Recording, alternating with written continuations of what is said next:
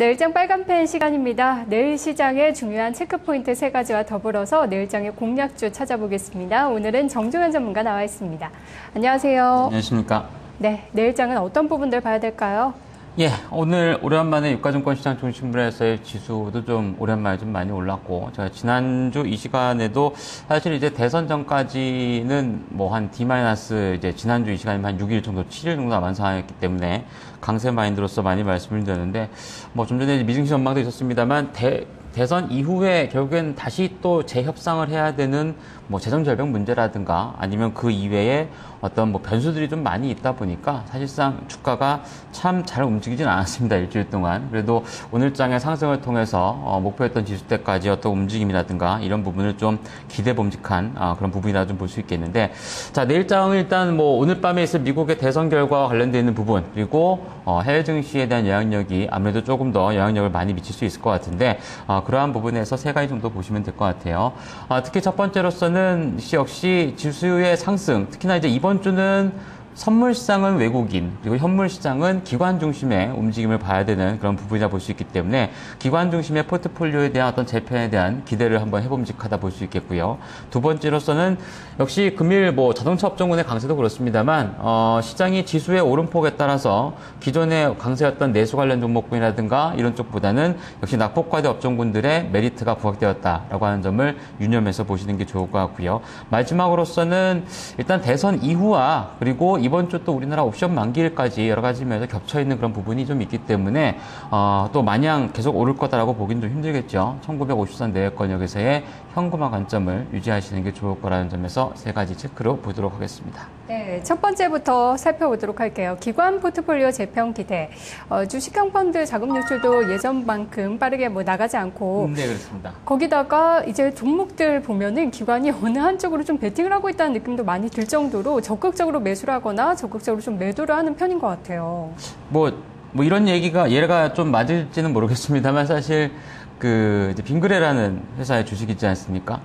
빙그레 주가 강세 원인을 보면 사실 노란색 우유 제품이 아주 대다수를 차지하고 있습니다. 결국에 이제 뭐 경기가 안 좋기 때문이다라고도 볼 수는 있겠는데, 결국에 그렇게 좀 규모가 작은 회사에 대해서 말씀하셨다시피 기관 쪽에 아주 적극적인 베팅이라든가 이런 부분에서의 주가가 뭐 사실상 최근 몇 년 이래 최고치까지 올라가는 그런 현상이 많이 나타나고 있기 때문에 사실 이것은 결코 좋은 현상은 아닙니다. 뭐 일조가 한쪽으로 쏠린다라는 측면에서 최근에 어떤 기관들의 움직임을 보시면 그림에서 보시다시피 이제 10월 중순경 이후엔 일단 뭐 투신권이라든가 기관권을 중심으로 해서의 매도 비중은 그렇게 높지가 않습니다. 물론 이제 아주 적조로 사들이진 않고 있다라고 좀 볼 수 있겠는데, 결국에는 대선에 대한 어떤 불확실성, 즉 누가 되냐에 따라서도 물론 중요하긴 하지만 대선이 끝났다라고 하는 어떤 그동안의 시장의 불확실성 요인이 제거가 될 수 있다라는 것이 뭐 금일의 어떤 상승의 원인 중에 하나가 될 수 있을 것이고, 거기에 따라서 매수세가 투신권이라든가 연기금 모두 확대가 되었다라는 것은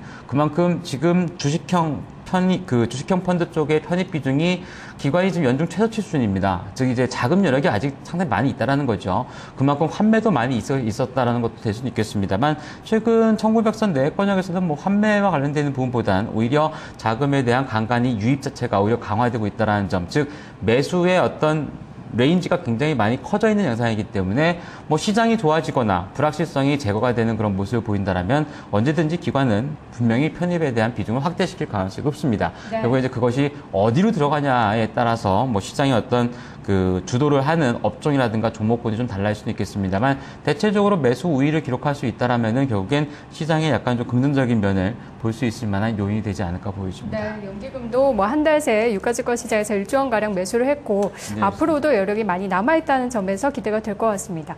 두 번째로 낙폭과대 업종군 메리트라고 뽑아오셨는데요. 이쪽으로의 메리트는 여전히 좀 남아있다고 봐야 되겠죠? 뭐 글쎄 여전히라기보다는 이제 슬슬 좀 높아질 수 있는 네. 그런 구간이 되지 않나 보여지는데, 사실 이제 최근에 내수 관련 종목이라든가 경기 방어 섹터에 있는 종목군들이 뭐 52주 신고가, 좀 전에 이제 말씀드렸던 빙그레 같은 경우도 최근 뭐 한 5, 6년 이래 최고가 수준 이상의 뭐 상장 이후 최고가인 것 같기도 하던데요. 그만큼 이제 주가가 이제 방어적인 성격의 내수 시장에 좀 집중이 되어 있는 업종이나 종목군 내지는 불경기에 강한 쪽 이런 쪽에 대해서 집중적인 매수자 유입되는 그런 모습을 보이는데 사실 그들 종목군들의 주가 추이하고 종합 주가 지수의 움직임하고 딱 놓고 보시면 딱 정반대로 움직이죠. 10월달 이후에 종합주가지수의 하락 구간에서 내수 관련 종목군들은 연이은 상승세 뭐 이런 것들을 기록했다라면 결국엔 당연히 오늘과 같이 지수가 올라가는 구간에선 그간에 올랐던 뭐 IT 쪽에서는 뭐 하이닉스나 LG 디스플레이의 상승 여력은 오늘은 거의 나타나지 않았고 방어주 섹터에는 뭐 통신 관련주라든가 내수 음식료주도 마찬가지 관점이라 볼 수 있습니다. 오히려 이제 화면에 보신 현대차 상당히 좀 이제 악재가 나왔을 때 저는 좀 개인적으로 기관이 좀 미련한 짓을 많이 한다라는 생각을 좀 많이 하는데 네. 어저께만 해도 없어서 못 팔듯이 팔다가 오늘 다시 재매수하는 거 보면 사실 손해죠. 그러니까 싸게 팔고 비싸게 산 것과 마찬가지다라고 좀 볼 수 있겠는데 뭐 일단 팔 때야 당연히 이제 뭐 여러 가지 현대차의 이미지 타격 뭐 이런 부분이 더 부각이 되긴 했습니다만 실제로 오늘 외국인이 안 파니까 어제 괜히 팔았다는 생각이 아마 들지 않았나라고 생각이 됩니다. 비단 자동차뿐만 아니라 뭐 정유라든가 그리고 화학이라든가 조선 뭐 그밖에 이제 그 뭐 산업재 섹터라든가 소재 섹터와 같은 뭐 지수의 어떤 상승 구간대에서의 어떤 가격 메리트가 부각될 수 있는 업종이나 종목군들이 전체적으로 오늘 좀 힘을 좀 많이 냈다라고 좀 볼 수 있겠죠. 결국엔 뭐 제가 이제 지난주 이후에 이번 주까지 주간 전략성에서의 1940에서 50선까지의 지수의 상승 구간 쪽에 포커스를 맞추고 있기 때문에 지수가 상승하는 구간이면 결국에는 내수라든가 이런 쪽은 사실 별반 재미가 없습니다. 가격적으로도 많이 높아졌고 그리고 오히려 지수의 상승 구간에서 조금 더 자유롭게 움직일 수 있는 것은 그간에 떨어져서 가격 메리트가 있는 업종이다라고 좀 볼 수 있기 때문에 뭐 비단 자동차 쪽에 딱 국한돼서 본다라는 것이 아니라 뭐 연중 최저치는 아니라고 해도 최근에 지수와 마찬가지로 하락폭이 좀 있었던 업종이라든가 종목군 쪽이 조금 더 가볍게 움직일 수 있지 않나라고 좀 보여지기 때문에 뭐 일단 뭐 내일장의 뚜껑을 좀 열어봐야 되긴 하겠습니다만 우리나라 증시 마찬가지로 불확실성 제거로 인한 미증시의 강세라든가 이런 부분의 흐름 자체가 나타나게 된다면 국내 증시의 지수 상승도 연속해서 나타날 가능성이 높기 때문에 뭐 그에 따른 낙폭 과대주 쪽에 대한 관심도는 높여보시는 게 좋을 것 같습니다. 알겠습니다. 마지막 세 번째 체크 포인트입니다. 1950선 내외에서는 현금화 유지하자. 사실상 이 40에서 52 부근을 현금화의 1차적인 시점으로 보신 전문가들이 많고요. 오늘 30선 근처까지 올라왔기 때문에 이제 10에서 20포인트 정도만 남아있는 상황인데 게시판에서는 사실 이걸 노리고 지금 매수할 만한가요? 라는 시선도 있어요. 글쎄, 뭐 오늘 사는 건 사실 말이 좀 안 되고요. 오늘 만약에 샀다라면은 계장가에 사들이거나 아니면 뭐 어떤 적적인 포지션이 필요했을 것이고 제가 주간 전략상에 있어서의 사실상 1900선 초입이나 그 이하권역을 아주 오랫동안 갈 가능성이 없기 때문에 주식을 살 수 있는 기회다. 뭐 일단 뭐 어제 같은 경우도 그랬을 것이고 어제가 아니라면은 뭐 지난주 이제 금요일 시점 주가가 좀 많이 떨어졌던 그 가격대를 노리는 것이 좋지. 사실 오늘 구간대에서 뭐 종가에 내일 또 올 것 같으니까 배팅하는 거는 제가 볼 땐 거의 그다지 뭐 많이 먹을 수 있을 만한 그런 포지션은 되진 않는 것 같습니다.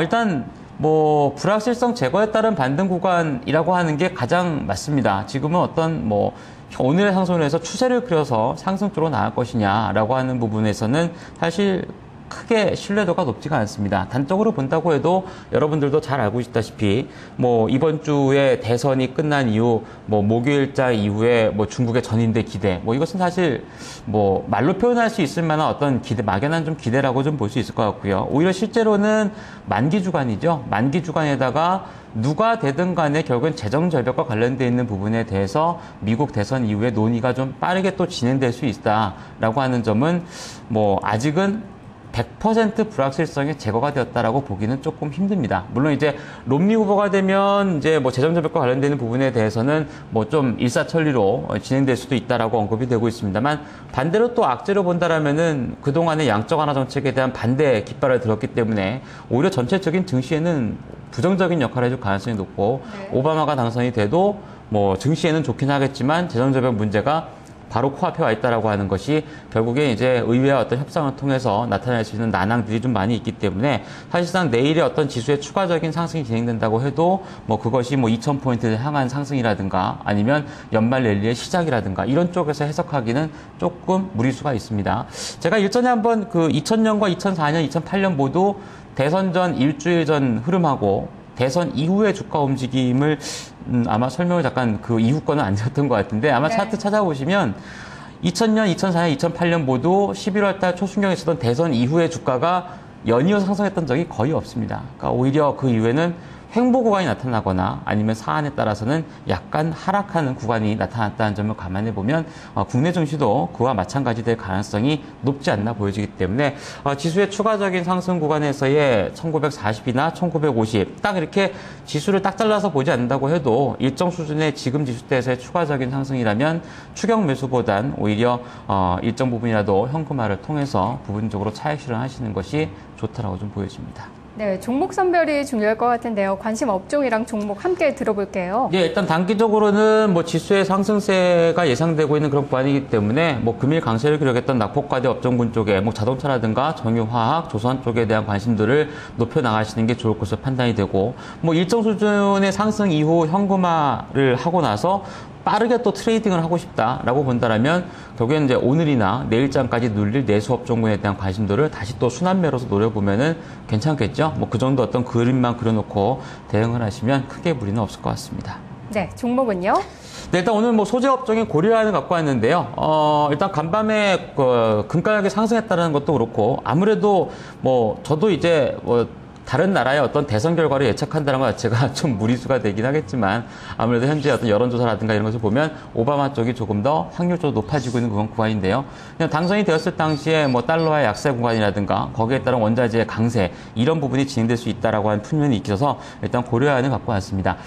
일단 뭐 얼마 전에 발표했던 3분기 부진한 실적이 발표가 되면서 주가가 한 차례 고초를 겪긴 했지만 당일의 주가의 하락 부분은 모두 만회할 정도로 대기 매수가 빠르게 증가했고요. 거기에다 4분기 실적에 대한 안정성이 다시 한번 부각될 수 있는 시점, 대선과 관련되는 부분도 분명히 나타날 수 있다라고 좀 보여져서 매수 말씀을 좀 드리도록 하겠습니다. 일단 일각에서는 뭐 오바마가 돼서 달러가 역세를 가면 원화가 추가적으로 더 강세가는 거 아니냐라고 생각을 하시는 분들이 굉장히 많은데 네. 제가 볼 땐 그럴 가능성은 거의 없습니다. 왜냐하면 우리나라 원달러 환율은 아시아 통화와 함께 즉 이제 어느 정도의 그 달러화나 아니면 유로화 쪽에서의 어떤 정치적인 불안정성이라든가 이런 부분에 대해서 상대적인 강세를 기록한 거지 어떤 요인으로 해서 내린 것이 아니기 때문에 오히려 대선 이후에 원달러 환율은 상승에 대한 가능성이 높습니다. 네. 그렇기 때문에 뭐 그러한 부분은 크게 걱정하지 않으셔도 될 것 같고요. 가격은요? 네, 매수가는 오늘 종가가 44만 6천 원권역인데요. 뭐 44만 원권 초반 내지는 뭐 그 부분이면 오히려 더 좋은 가격대가 되지 않을까 좀 보여집니다. 단기 목표 주가는 47만 원권역 그리고 손절매 가격은 43만 원권역으로 제시를 해드리도록 하겠습니다. 알겠습니다. 말씀 고맙습니다. 네, 감사합니다. 네, 오늘 밤에는 아무래도 외신들에 많이 주목을 하실 것 같습니다. 미 대선은 오하이오를 좀 잡는 쪽이 승기를 잡을 것으로 예측이 되고 있죠. 그리고 그 이후에도 바로 그리스 긴축안 의회 표결이 다음날 있기 때문에 주목이 많이 될 것으로 보입니다. 넥스트 준비한 순서는 여기까지입니다. 감사합니다.